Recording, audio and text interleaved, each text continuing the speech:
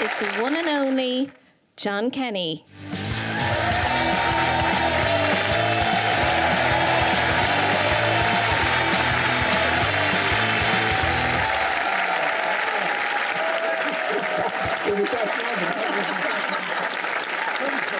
Wow, that's great. How are you? I'm getting old, but we're all right. We're fine. We're good, actually. We're good. We're good. Are you on the road with Mary for the Matchmaker? I'm on, we have myself and Mary be touring, tramping around there, yeah. Constantly? Yeah, on and off, like, you know, we're doing a few shows, and I have another show as well, Crowman. Oh, yeah, It's a new play, a nice play, so I'm doing that, which is nice. It's good, it's dark, very dark, and a lot of pathos here and there, a bit of madness. Yeah. It's fairly serious old stuff, you know. Is it, I often wonder about the being free from comedy. Yeah. And having spent... Hallelujah! having spent so long working that and working the comic angle and I look at your stuff an awful lot on YouTube, you know, and it still makes me laugh, but I'm wondering, is it a relief to be on stage and just angry? I know, well, fucking Jesus, I was always fucking angry, you know what I mean? I mean, there's anger, and you know yourself, comedy is just nothing but frustration, really, in some ways, but in a funny way, but yeah, it's nice to kind of get away from it, and I've had about it's nearly 5 years, 6 years now or more since I've actually done a stand-up gig. Right. Which is like withdrawal for me. I wanted to stop doing it, because I was finding it kind of just, you know, it was becoming a bit of, I didn't want to be funny anymore. You know, and it's not that I enjoy being funny. I love going out and having the crack. Jesus, stop. But it was just the whole idea, let's try and do something different, or let's just experience different things. And maybe let an audience experience something different. Yeah. And yet I love doing what I'm doing because I love John B. Keane. I love his language. Oh, yeah. I love the language of Keane. You know, there's real earthiness, real richness. It's a mix of everything. Yeah. You know, there's bits of pagan in it, there's bits of Irish in it, there's bits of everything in it, you know. And it's great fun to do that, like, and there's great characters and John B. stuff is violent and funny. Well, it is absolutely. It's dreadful. It's savage. I mean, when you think of Sai, people think Sai, but your God, it's nothing but, you know, it's nearly like, it's like slavery, like it's like child slavery. It's just battering with human life for land or for money. But it is very hard to think that we're only a step away from all that, like, you know. And it's happening now to women who aren't Irish. Oh, yeah, well... Do you know what's happening to young women from Eastern Europe and parts of Asia? Yeah. That bartering of young women to owl lads with a horn is still... Do you know what I mean? I mean, that's not the way it was phrased at the United Nations. Not exactly, no. No. Yeah, I don't, but I suppose... That's a beautiful pose you have there, John. I'm half tempted. I don't know if it's that camera... That's it. I don't know if it's a sign of openness to the conversation. Tommy, come on. No. Yeah, but I mean, talking like that, I mean, it's even like when you see Keane was very clear. I mean, Keane talks we did the Matchmaker, and everyone thinks the Matchmaker, it's kind of matches traditional. The thing is full of sex. That's all it's about. Sex and riding is all they want. But there was love, you know, and Tade comes to him. I mean, it's full of it, like, you know what I mean? Yeah. So there's all that old stuff. And you're talking, I suppose, about getting away from comedy, yeah. A break is good. But I did a gig about 2 months ago. And I was the only kind of person... There was kind of a lot of bands on at the gig, you know, it was a charity gig thing. And so a few lads asked me to come along and do something. I did stand-up. And I couldn't believe the reaction. I said to myself, Jesus, I'm going back to do this bit of this again. Because I just want to go back and do it again. I missed the buzz of it now, you see. I just got a little taste of it a few months ago. So, but it won't be probably until later on in the year or something, so. What did you do before Dunbelievables? What? I don't know. I was arsing around. And I wasn't really. I was doing stand-up. I started doing stand-up back in the 80s. Yeah. I got a mad fit to do stand-up comedy. And I remember doing stand-up comedy back then, and I was thrown out of places, and the places were blessed after me even. Blessed, because I was in them. And I remember I used to do this sketch about being born and being in the womb, you know. And it was like me just before I was born, and about I was having a great time and all this, and describing me being inside in the womb, and then the experience of being born, and and the trauma. We're just, what the fuck was going on, like, you know? Because no one told me. They didn't tell you you're going to be conceived. They never told me it was going to be. So I used to go through all the first time I met my father. He was like me. He couldn't walk. He couldn't talk. You know what I mean? We had an awful lot in common, like, you know what I mean? I was just born and he was pissed, basically, you know? And so I used to do all this stuff and enjoy it, and I was kind of mad stuff, you know? And yeah. And I did that for a good few years, and I enjoyed it. Like, it was kind of out there. I used to play the guitar and used to sing, and I started off, before that, when I was a young fella, we started off with a band. We went off to London. Yeah. And we tried, and it didn't work. Like, we got a record deal, we went to London, but, you know, we never became famous, but sure, we had a great experience. Like. What was the name of the band? The band was called Gimmick.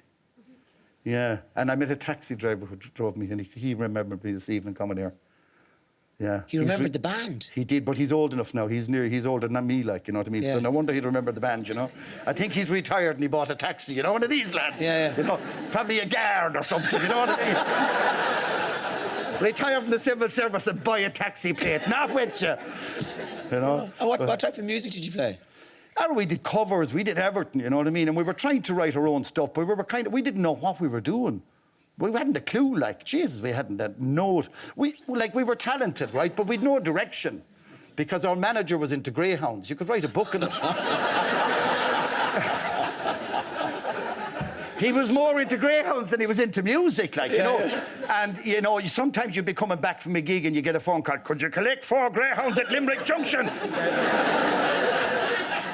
My recollection of your stand-up... Yeah, oh, God. ...was that it was out there. It was almost like if you released a pigeon into a room and just watching it bait around the place. Like I get the sense from you that you were kind of one of those people who you're born for a crowd. Yeah, probably, yeah. I never minded it, like, I fell into it. And the reason, I never thought I would get into comedy, but when I came to Dublin, I was hoping to try and do a bit of acting after the band, because between the band and the acting and other things, I went away and I joined a dance company for 4 years. And for the crack, sure, I'd nothing else to be doing, like, you know what I mean? Better than hanging around with greyhounds, you know what I mean? But, so I went off and I did that, and I had this, and I saw lovely things through that, because we went off to Edinburgh and different things, and we went in the States, and so there was a whole new load of influences coming in at me, you know? Yeah. And I can think I brought an awful lot of that, definitely, when I was even just playing the guitar with me. You know, I just go, let the head off and go, go wherever it takes you, you know? And I'm a bit I was doing it, and you do it because you're naive, I think. And it's when I sat back and you start to think about it. I remember I came here years ago to RT to record something for some TV Gaga programme, and they wouldn't show it after I recorded it because they said it was too over the top. And I'm only a lad from Limerick, like, how could I be over the top, like, you know? But it was savage, all right, it was fairly savage. Yeah. Could you remember what it was? It was a doo-wop song based on a fucking car crash. Doo-wop, oh, down, oh, ah, ooh, ah, ooh, ah. Bo-bo, bo-bo-bo. I love you, Donna, you know, bo-bo-bo. Mother says she's gone. He goes to call to her, and she's after getting killed in a car crash. And it's all a great crack, like, you know what I mean? Great. Wild. There was no sense to it. Now I know why there were blessing places after me, because I had no conception, I had no kind of thing of how it might interfere with anyone. There was sort of I'd no barrier, I'd no filter. I wasn't editing myself. But I was just totally unedited, like, it was just manic stuff, you know? Yeah. I've slowed down now, like, you know what I mean? So, but there's still a bit of kick left in me, like, yeah, you know? There's still great energy in you, like. Yeah, I'm not bad, like. And there's still wildness in you. Oh, geez, I hope I never lose that. I mean, that's like, definitely when the wildness goes, you kind of know that it's time to hang up the boots, I think, you know? Yeah. Because you must always feel as if I never want to lose that kind of madness, that, like, the young giddy heifer on the way to the fair, like the tail cocked in the air, and he'd break into another man's land. You know that line, do you? She'd cock her tail high up in the air before he knows she's through the hedge into another man's land. That's it. That's the one, boy. Well, I think when you lose that, you're fucked, like, you know. Yeah. So it's kind of good to keep that enthusiasm and that energy, and, you know, well, that's all I have anyway, because that kind of covers over for an awful lack of talent, you know. I don't believe that for a moment. You can get away with murder when you're mad, because everyone says, Jesus, he's mad anyway, like, you know. And, because, it's a kind of a madness, all right, I suppose, and that madness was probably the backbone of anything I've ever done, you know. From a punter's point of view, though, that's precious, because there are very few unedited energies out there. So for us to see you like that is... We put all our madness in a cupboard and we don't look at it, and we need you to express it for us. That's why we love you, John, is because you're out there and you're fucking mad, and that's... I mean that, and what's amazing is to see you now, and to know that there's still a sense of that off you, you know. Oh, yeah. It is, and it's good. It's good for me. I'm very lucky that I have that as a release. You know, that it's some way of leaving off steam out of me or something, you know. Yeah. Otherwise, I don't know what I do, you know. But it's natural. Well, I don't know, you know. I think, I do it. I don't know if it is or not. Sometimes you think it's contrived. I mean, as I say, I stopped doing it 5 or 6 years ago. I thought, geez, maybe I have enough of this now. And I kind of pulled back from it as well. I didn't want to push myself. I wasn't interested in doing things, you know. And whereas now I just feel as if that break now has given me a bit more energy to, maybe I'm going to give it another shot. Like, you know, I think I'd like to go back out and just throw stuff out to people again and see what happens, you know. And hopefully get paid for it. I'm kind of curious about when you got sick. Were you close to the pearly gates and all that? Did you feel that, or did it? Yeah, well, yeah, I think you find things. I don't know that I find things or things found me, but it's amazing.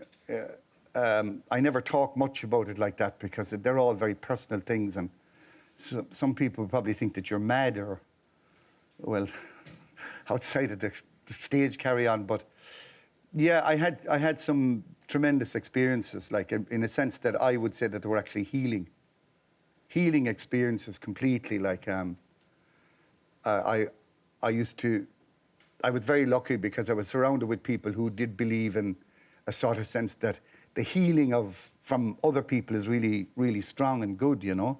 So, you know, people call it universal energy. They call it different things. You know, Reiki, mindful, whatever you want to call it. I mean, there's a lot of names and things, but it's all about this energy, which we have and we give out and other people give out, and how we use that, you know. Yeah. And I had amazing experiences where I just, you know, I remember being in a room one day and there was 4 people in the room with me, and the whole room just exploded in white light. And I just started to cry, and stuff started to come out my nose, and I couldn't stop. And they just all went away and they left me alone. And one person came back into the room and just said to me, she said, "I think your healing has started now, you know."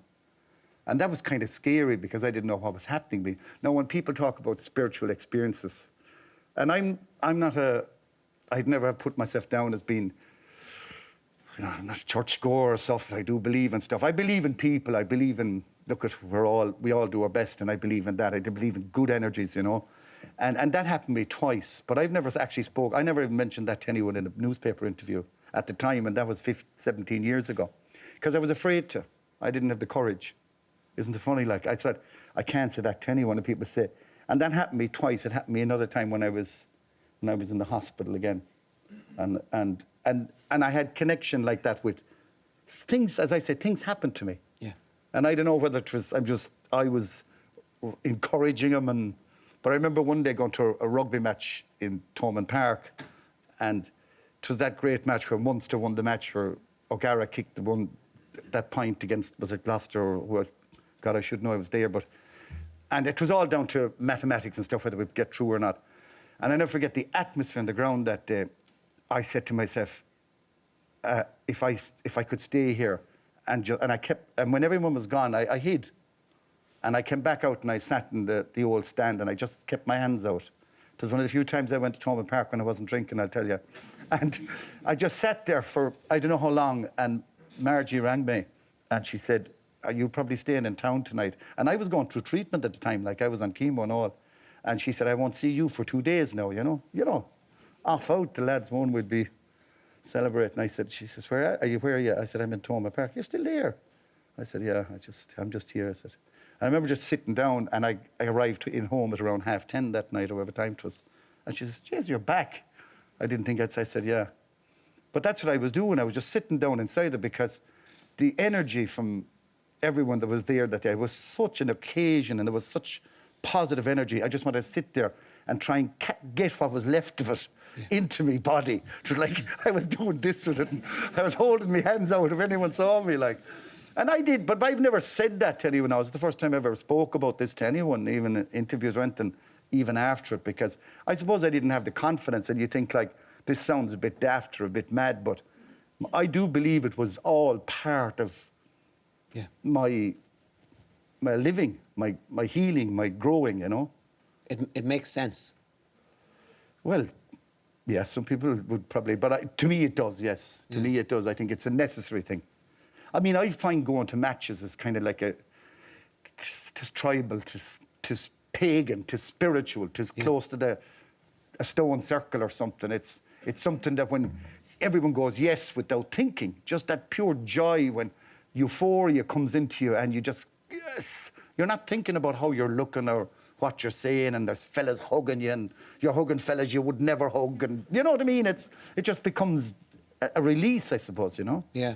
And I think and it's very natural. I think we need more of it, like more kind of that. I'm with you all the way, absolutely. It's always a pleasure talking to you. Always. Right. Thank you so much for sharing. Not at all. Thank you. One and only Jon Kenny. Thank